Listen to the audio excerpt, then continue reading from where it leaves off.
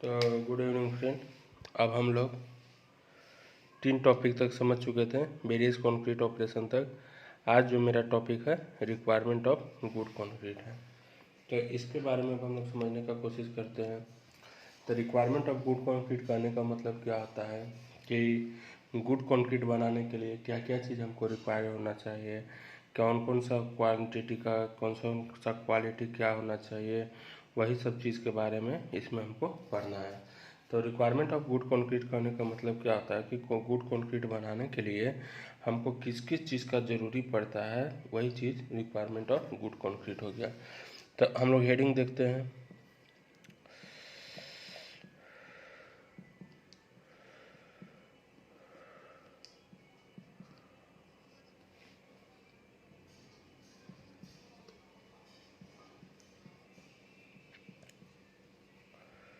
Requirement of good concrete, तो इसमें हम लोग कुछ पॉइंट देखते हैं। तो पहला है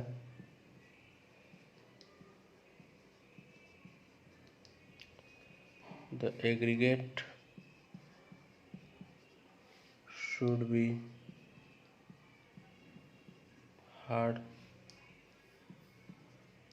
एंड ड्यूरेबल।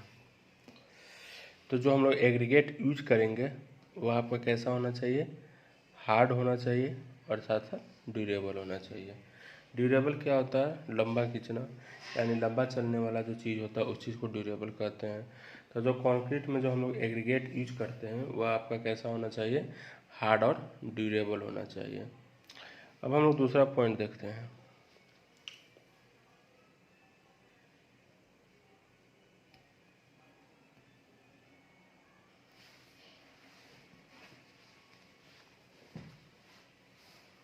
दूसरा पॉइंट है the aggregate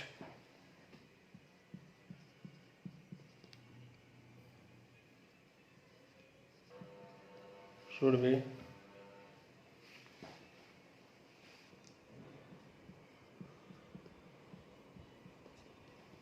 properly graded in size from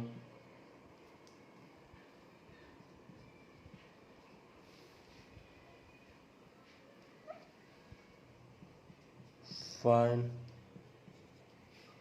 to coarse। तो पहला चीज़ है कि एग्रीगेट आपका हार्ड और ड्यूरेबल होना चाहिए। दूसरा चीज़ है कि एग्रीगेट आपका प्रॉपर्ली ग्रेडेड होना चाहिए, माने फाइन और कोर्स आपका अलग अलग होना चाहिए। फाइन और कोर्स हम बता चुके हैं कि फाइन क्या होता है, कोर्स एग्रीगेट क्या होता है। तो यही चीज़ हम लोग को ध्यान में रखना है कि हम लोग को पूरा एग्रीगेट जो हम लोग यूज कर रहे हैं वह पूरा वेल ग्रेडेड होना चाहिए, यानी फाइन अलग होना चाहिए और कोर्स आपका अलग होना चाहिए। तीसरा पॉइंट अब देखते हैं।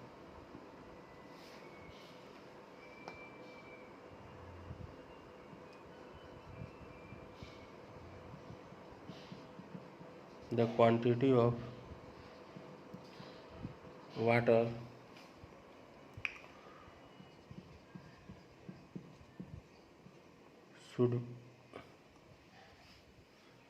should be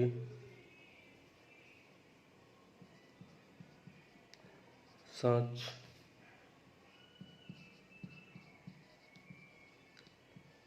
as to produce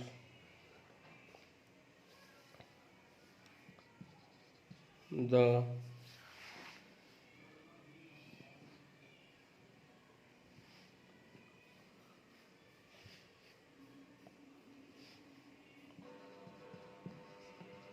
needed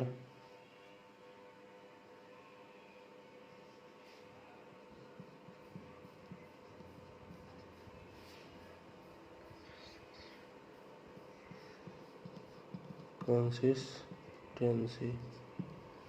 तो देखिए, तो जो आपका क्वांटिटी ऑफ वाटर होता है उस पर भी आपको कंट्रोल करना है। किस तरह का कंसिस्टेंसी जो टर्म है वो हम लोग सॉइल मैकेनिक्स में पढ़ेंगे। डिफरेंट डिफरेंट फॉर्म होता है, जैसे आपका लिक्विड लिमिट हो गया, प्लास्टिक लिमिट हो गया, सेमी सॉलिड लिमिट हो गया, श्रिंकेज लिमिट हो गया, सेमी सॉलिड स्टेट हो गया। तो 4 गो स्टेट होता है, 3 गो आपका लिमिट होता है। तो वही सब चीज़ कंसिस्टेंसी हम लोग क्या करेंगे, सॉइल मैकेनिक्स में पढ़ेंगे। अभी हम लोग फिलहाल जानते हैं कि क्वांटिटी ऑफ वाटर जो होता है वो आपको ठीक करना पड़ेगा। तो जो हम लोग क्वांटिटी ऑफ वाटर यूज़ कर रहे हैं सॉइल बनाने के लिए, ये कंक्रीट बनाने के लिए, उस पर भी हमको कमांड करना पड़ेगा। अगर ज़्यादा पानी हम लोग दे देंगे तो हम लोग को स्ट्रेंथ में प्रॉब्लम आ सकता है। चलिए अब चौथा पॉइंट देखते हैं।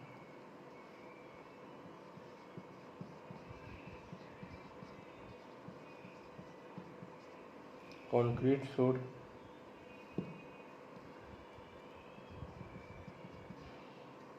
fill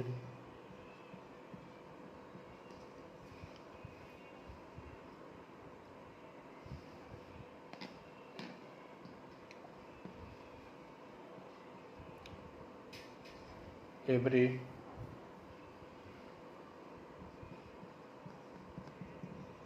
part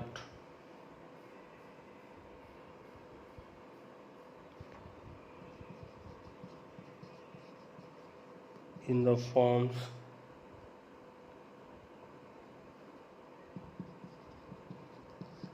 this is done by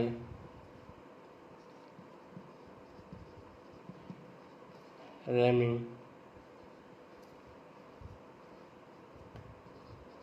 और पडलिंग। तो देखिए जो कंक्रीट होता है आपका, जो भी मेरा फॉर्म होता है, जैसे मोल्ड कहने का, फॉर्म कहने का मतलब मोल्ड।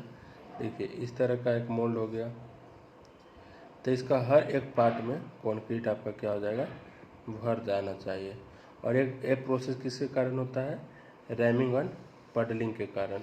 ऊपर से हम लोग क्या करते हैं, इसको वाइब्रेट करते हैं ताकि आपका कंक्रीट में जितना भी वॉइड्स होता है वो वॉइड्स आपका भर जाए, किससे, कंक्रीट से। तो यही कंक्रीट जो होता है ये आपको पूरा तरह से इसके मोल्ड में भर जाना चाहिए। तो यही मेरा रिक्वायरमेंट होता है कंक्रीट को लेके। तो concrete should be fill every part in the form, this is done by the ramming and puddling. तो ये प्रोसेस हम लोग का हो गया। अब नया प्रोसेस हम लोग देखते हैं। तो कह रहा until the concrete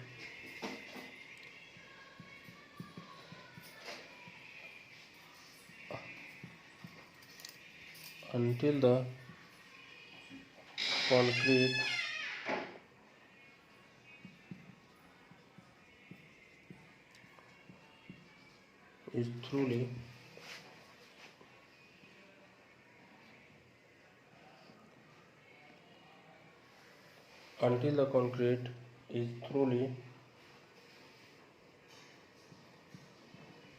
hard, it is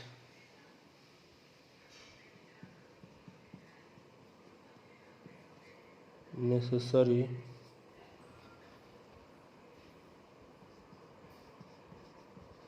to ensure that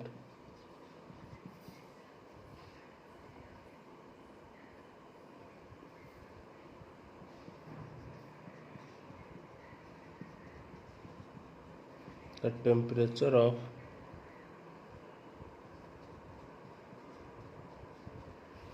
concrete is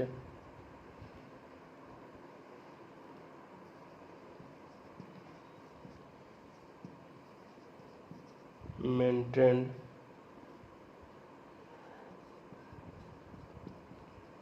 above the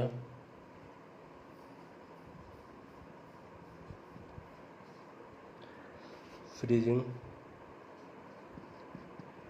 point. चलिए ये चीज़ क्लियर हो गया। तो कह रहा है कि अनटिल द कंक्रीट, जब तक कंक्रीट आपका पूरा तरह से हार्ड नहीं हो जाए, जब तक आपका कंक्रीट जो है पूरा तरह से हार्ड नहीं हो जाए, तब तक जो आपका टेम्परेचर है वह आपका फ्रीजिंग पॉइंट से ऊपर होना चाहिए। यानी फ्रीजिंग पॉइंट क्या होता है कि वैसा टेम्परेचर जहाँ पे मटेरियल जमना शुरू हो जाता है, तो उस टेम्परेचर को क्या कहते हैं, फ्रीजिंग पॉइंट कहते हैं। तो कहने का मतलब है कि जब हम लोग कंक्रीट बना रहे हैं, यानी कंक्रीट का प्रोसेस जब हो रहा है और जब तक वह हार्ड नहीं हो जाए तब तक आप वहाँ का जो टेम्परेचर है वह आपका फ्रीजिंग पॉइंट से ऊपर ही होना चाहिए। अगर फ्रीजिंग पॉइंट से नीचे हो जाएगा टेम्परेचर तो मेरा क्या हो जाएगा, बहुत सारा दिक्कत हो जाएगा। उस तरह से कंक्रीट आपका हार्ड नहीं बन पाएगा। इसलिए कंक्रीट जब तक आपका हार्ड नहीं हुआ तब तक जो टेम्परेचर है वह आपका फ्रीजिंग पॉइंट से क्या होना चाहिए, ऊपर होना चाहिए। अब हम लोग आगे पॉइंट देखते हैं। चलिए, तो इसी टॉपिक में भी अब हम लोग आगे बढ़ेंगे।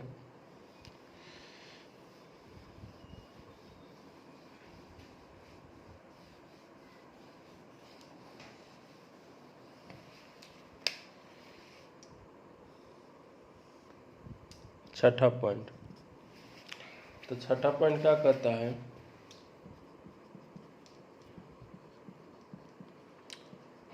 It should be economical. यह आपका क्या होना चाहिए, इकोनॉमिकल होना चाहिए। इकोनॉमिकल कहने का मतलब क्या होता है, पैसा कम लगे उसमें, उस चीज़ को इकोनॉमिकल कहते हैं। तो छठा पॉइंट याद रखना है कि यह आपका इकोनॉमिकल होना चाहिए। आय करा